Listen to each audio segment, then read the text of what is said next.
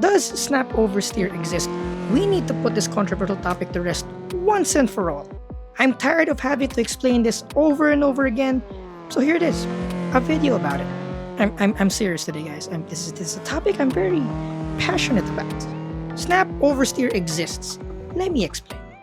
But first, let's define some simple terms so that we're on the same page. What is oversteer and what is understeer? Simply put, understeer is when the front of the car slips. You're trying to turn but the car refuses to turn. Oversteer is when the rear of the car slips. It's when the car starts to turn more than you want to. We will explain oversteer and understeer in more detail in a future video, so go ahead and subscribe if you want to see that. Now, what is snap oversteer, you may ask? You hear the term being thrown around with cars such as the Toyota MR2 SW20, the S2000, and Porsches. They say these cars are dangerous because they suffer from snap oversteer. Well, let's have a closer look. In the modern meta, majority of people and even publications define snap oversteer as the sudden, seemingly inexplicable initial oversteer that catches inexperienced drivers by surprise. Now, for the most part, there are two types of oversteer: momentum-induced oversteer and power-induced oversteer. Snap oversteer is usually associated with a momentum-based oversteer called Lift Off Oversteer, which most newbie drivers don't even know exist. Hence, it catches them off guard. Thing is, when you suddenly lift off the throttle, the weight of the car actually shifts forward. Now you do this mid-corner, lift off, and all of a sudden you don't have weight in the back of the car when the car starts to spin. We can see here that I'm not changing my steering input, but as we lift off the throttle, the car tucks in. But note, that's not the only momentum-based oversteer, it's just that that's the most associated with snap oversteer. Another type of oversteer that some people associate snap oversteer is power oversteer. It is when you apply a little too much power mid-corner that it overwhelms the rear wheels and you rotate. Some drivers get a little bit too excited and get on the throttle a little bit too aggressively, and if they have a powerful car, that sudden surge of power catches them off guard, sending them into a spin. Now going back, most define snap oversteer as inexplicable and sudden.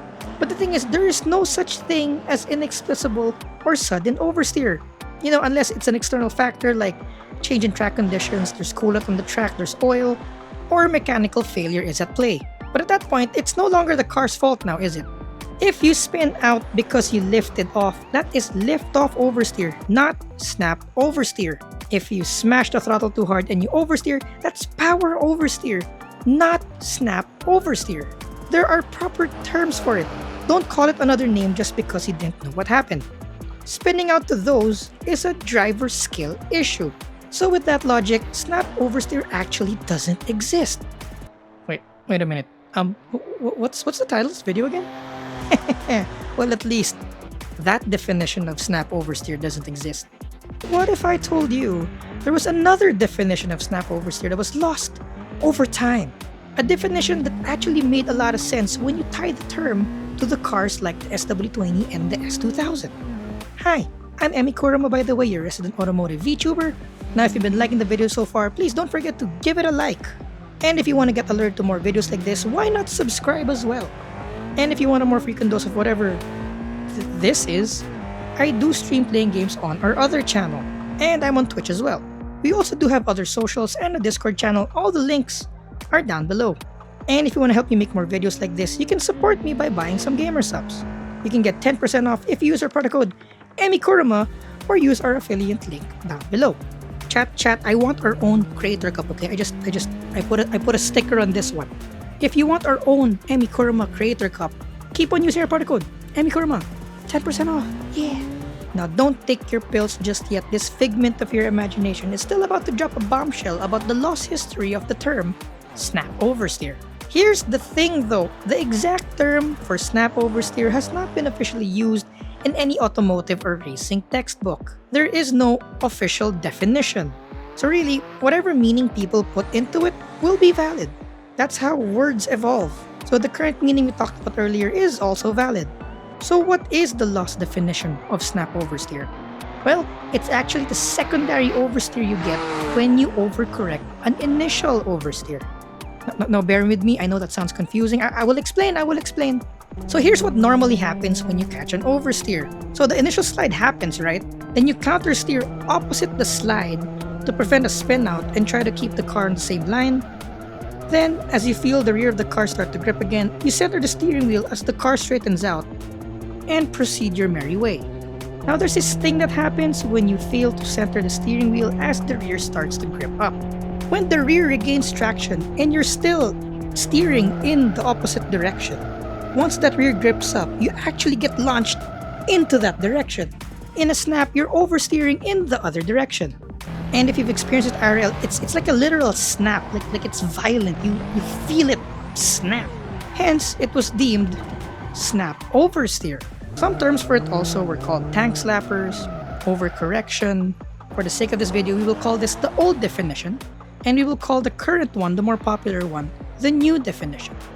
Now, I felt like a crazy person researching this topic because I kid you not, I could not find enough evidence on the internet claiming the old definition. At one point, I thought I was suffering from the Mandela effect. I even asked ChatGPT and Grok, and both of them spewed the new definition without even mentioning the old one. I swore back in the day, the old definition was the one we used. I remember using it both IRL and even on some online discussions. But I did find some trace evidence. One of them was in regular car reviews' old video of the SW20. Yes, this bird also used the old definition of snap oversteer. There's also this old thread in an MR2 forum where they were debating the definition. There were questions regarding the evidence of the new definition since the sources also used third-party sources. There was also an unverified source there about the old meaning, but the link was already dead. That's how it's getting lost in time. Like, the sources that claim the old definition, the links are dead. And some people there claim that the old definition were actually used by their driving instructors. All the links to these are down below, by the way, if you want to check them out yourselves. Now, my personal take is that the old lost definition of snap oversteer is actually the more correct one. But before I explain, I need two favors from you guys. Number one, how did you find this video? I'm trying to figure out how the YouTube algorithm works, so it'll be a big help if you guys tell me down below where you found this. And number two, I'm really adamant that the older definition is more correct, and I don't want this definition to be forgotten forever. So after watching this video and you agree with me, please share the video. Let's not let this term die. Though you are also free to not believe me either. I'm a figment of your imagination after all. This can't be real.